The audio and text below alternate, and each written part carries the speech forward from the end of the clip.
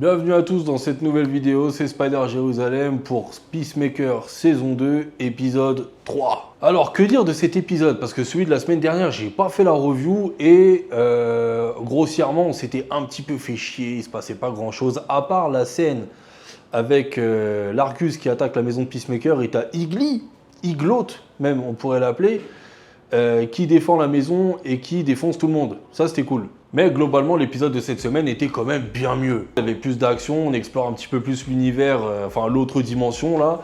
Il y avait même des passages plutôt intéressants par rapport à ça.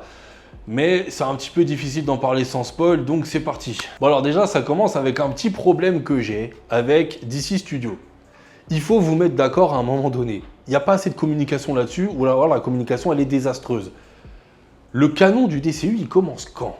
Qu'est-ce qui est canon, qu'est-ce qui n'est pas canon? Parce que, en fait, quand par exemple, tu as James Gunn qui nous dit non, ça commence à partir de Creature Commando, c'est bon, c'est acté.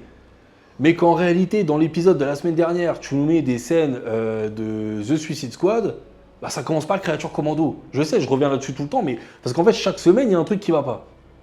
Là, l'épisode commence avec un flashback, donc 3 ans plus tôt. Enfin, j'aurais plutôt dit 4 ou 5 même, d'ailleurs, c'était un peu bizarre, mais bref. 3 ans plus tôt, où on voit Rick Flag, Junior, qui, on découvre qu'il a une relation avec Emilia. Et il dit clairement qu'en gros, il trompe June. Donc June qui est l'enchanteresse dans le premier Suicide Squad.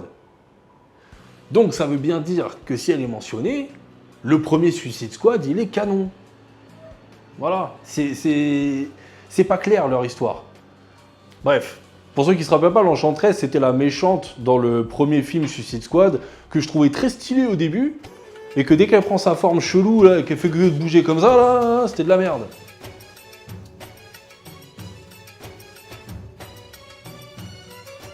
Bref, bon après le problème que j'ai avec cette série, c'est que j'arrive à deviner les dialogues. Je savais qu'Emilia allait lui dire oui, tu dois partir pour le Corto Maltese, etc. Bon bref.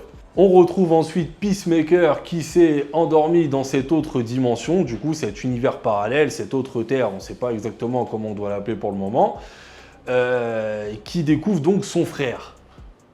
Et en fait c'était vraiment le meilleur passage de l'épisode, le truc le plus intéressant c'était ça.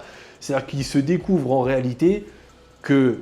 Alors, il précise pas s'il y a d'autres super-héros dans cet univers, mais en tout cas, lui, il est vachement connu. Lui, son frère, son père, c'est le trio, hyper connu. Tout le monde les aime, tout le monde les apprécie, c'est des fans, c'est des stars, voilà. Il vit dans un manoir de luxe, il a une piste moto, il a des costumes de fou, des gadgets de fou, il kiffe. Et en fait, c'est la scène justement où il prend la moto et qu'il va rejoindre Emilia, je l'ai trouvé vachement intéressante parce que c'est là qu'il voit qu'il a plein de fans, les gens s'arrêtent, Peacemaker, je t'aime et tout et tout. Et en fait, il kiffe parce que t'as l'impression qu'il se dit, c'est la vie que j'aurais dû avoir dans ma dimension à moi, c'est la vie que j'aurais aimé avoir, avec mon frère, avec des gens qui m'aiment, des fans, etc. Et ensuite, on le retrouve donc dans le QG de l'Argus avec Emilia, et ça aussi c'était intéressant. Alors, on retrouve Rick Flag, de cet univers. Alors James Gunn a encore réussi à ridiculiser un personnage, mais bon, pour le moment c'est juste un caméo, on s'en fout. On sait pas pourquoi ils s'aiment pas d'ailleurs. Enfin, on comprend pas exactement. Et en fait, c'est là que j'ai trouvé ça un petit peu intéressant, c'est parce que quand Emilia lui dit pourquoi ils se sont quittés, tout ça, c'est là que tu te rends compte qu'en fait, il a tout ce qu'il veut dans cette vie, mais lui c'est un connard. Parce qu'il a fait que de la tromper, il la laisse en plan sur le bord de la route, etc., etc. Et en fait, tu te dis que si tu veux, lui, ce qu'il veut apporter Peacemaker, c'est son humanité, sa bonté, si tu veux, parce que lui, dans son univers à lui, il est vraiment amoureux d'Emilia, il a vraiment des vrais sentiments pour elle, il veut pas faire le con, il veut pas la tromper, etc., etc. Dans un univers où il a une vie de rêve. Évidemment, on se doute que ça va pas se passer aussi facilement, et voilà. Mais c'était intéressant de se dire qu'en fait, tu crois que le Peacemaker, il est incroyable, c'est genre l'idole des jeunes, mais qu'en fait, dans la vie privée, c'est un gros con. Alors que notre Peacemaker à nous, bah, il a une vie de merde, mais c'est pas un gros con. Va ensuite un truc que j'ai trouvé quand même un petit peu chelou, mais c'est pas très grave non plus, c'est qu'on retrouve dans notre univers à nous, l'Argus qui décide d'aller fumer Igly.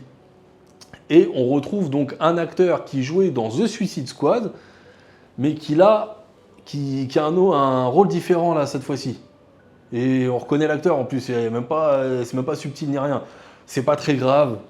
C'est pas. Voilà, mais c'est quand même encore un truc chelou. on sait pas trop cet univers, comment il est construit en réalité. C'est un peu bizarre. C'est un peu le foutoir. Parce que oui, du coup, on retrouve celui qui jouait. Alors dans The Suicide Squad, c'était. Même en VO, je crois qu'il s'appelait le Savant. C'est le mec avec les cheveux longs là, qui se fait fumer dès le début. Et là, donc, il rejoue un autre rôle, le sergent Red Wildcat ou je sais plus quoi, pour fumer Igly. J'espère qu'ils vont pas fumer Igly, parce que Igly c'est le GOAT, je veux pas qu'on touche à Igly. On retrouve ensuite Peacemaker, et là c'était un des meilleurs moments de l'épisode où c'était quand même vachement badass, qui doit se taper contre une équipe de méchants qui font un attentat ou entre une prise d'otage, un peu les deux en fait.